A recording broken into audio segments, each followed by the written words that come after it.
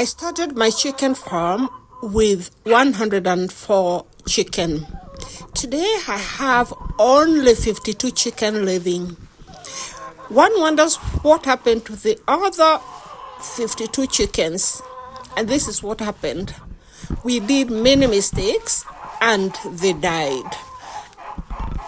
And now today we're going to look at why we have 52 chickens left. What did we do right to make them survive? And I have 7 things that I did that made my chicken to survive up to today. These are the 7 things. Number 1, I built a safe and secure house and ran for the chicken. They had a very good house, very spacious run, and very open windows. So there was no problem of ammonia suffocating them. Number 2, we cleaned and refilled feeders and drinkers every day. It was a routine to clean and fill the drinkers every day with clean water and clean food. If food was left in the feeders, the next day we threw it away and put fresh food. If water was left in the drinkers, we threw it away and we put fresh water. This was done every morning, and we made sure that it's done every morning.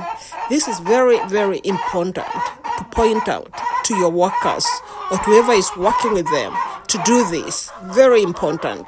And you have to put the same water like you would drink yourself. If you cannot drink that water, even your chicken cannot drink it. The next thing was the 3rd point. We cleaned the droppings under the coop very often. We cleaned the droppings under the coop very often. In the run, we have deep litter, and therefore we put in new wood chippings every 3 days. We turn them over, and we made sure there's no water, not even a drop that dropped on it.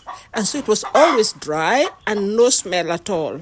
You know that it's bad if you feel some smell. There was no smell whatsoever in the chicken run. Number 4,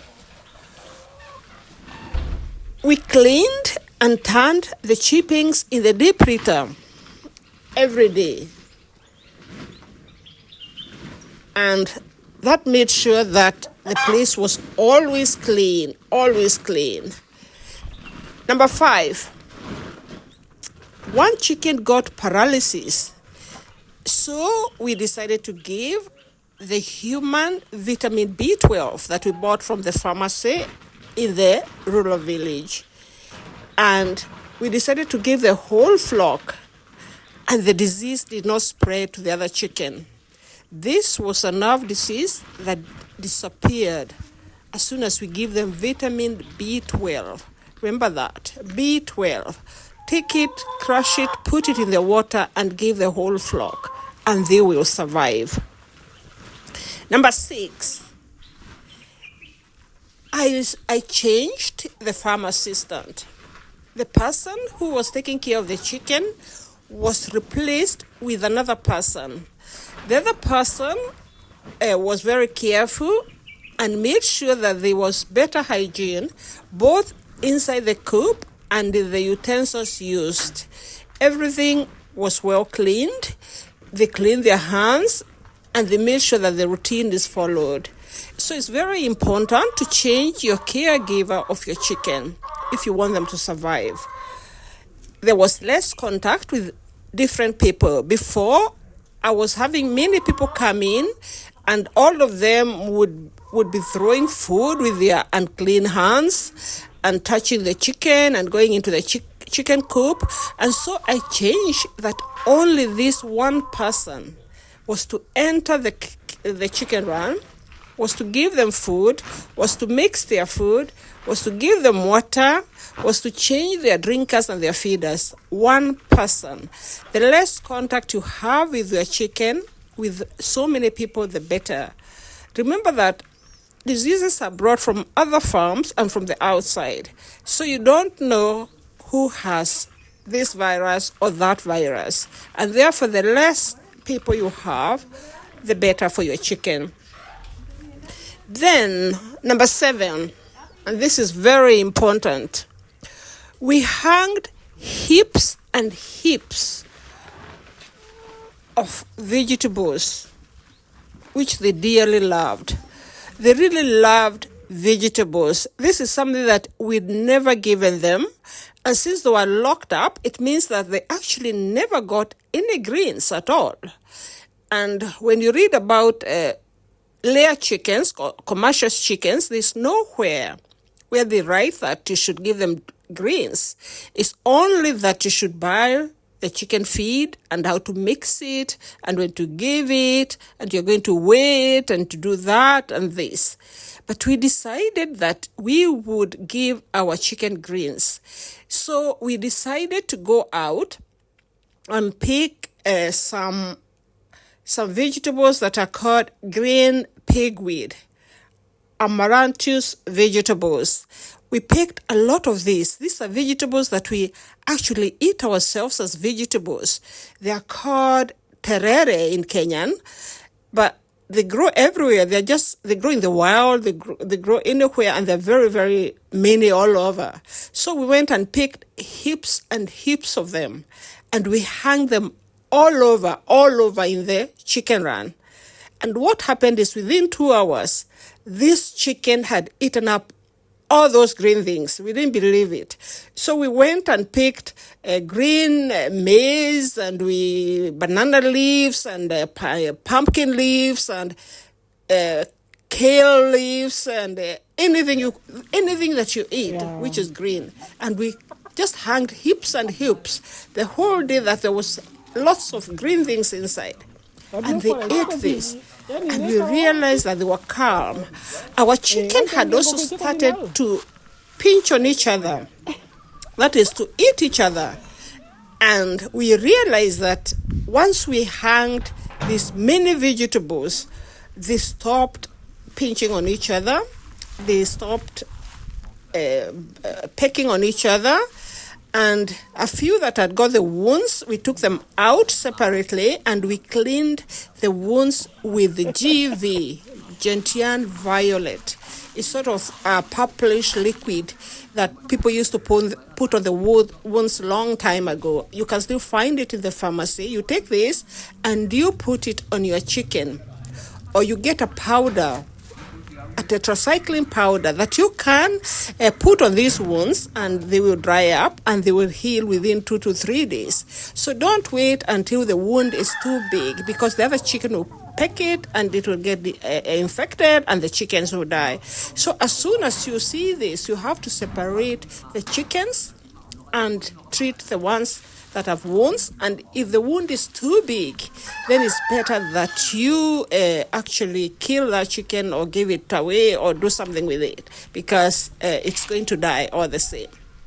And it's not die because it's sick. It's die because it has a wound, and that wound will get infected. So don't wait until the wound is infected. Just get rid of it and keep the ones that are whole. One of the other important things that we realized was that as the chicken grew, we had cocks. And these cocks actually mounted on the hens. And because the cocks had very big claws on their nails, this went deep into the skin of the hen and caused the start of the wound. And once this little wound came on the back, then the other chicken pecked on those wounds and they became big wounds. So it was actually the cock that started this wound. It's not the other chicken that pecked on it. They only pecked on it after the cock has caused it. And so we had to remove the cocks from the hens and separate them and probably lock them somewhere else. And then the next thing we had to do is to cut the claws of these cocks. Because if you cut their claws, then those ones don't pinch into the skin of the hen. So these are things that we realize later on. We, of course, should have debeaked our chicken, but it's not common to debeak chickens in the village, and so we didn't do it. But as soon as we did all these things, there was no pecking, there were no wounds, and no chicken died. The last thing that was very, very important, this was very important, is that we started from the first day to give them, not the first day, I mean, when the 50 had died now, we decided to give each morning pepper, hot pepper with ginger and garlic. So you take very hot pepper, green pepper or red pepper, but very, very strong. You crush them. You crush also fresh garlic and fresh ginger. When you mix all these three, you put them in the drinking water every morning and make sure all the chicken drink this water every day, every morning.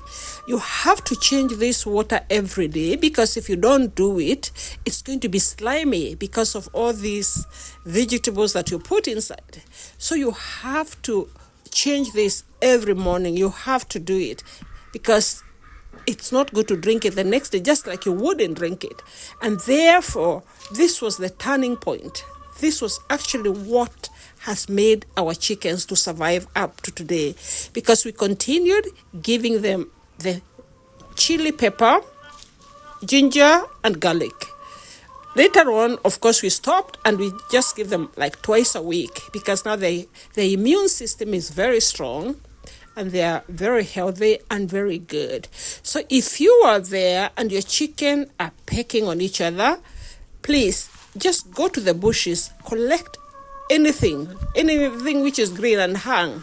The chicken will not eat what they should not eat. So don't worry what you're hanging. Just green things, banana leaves, sweet potato leaves, anything. Just bring it all and hang in heaps.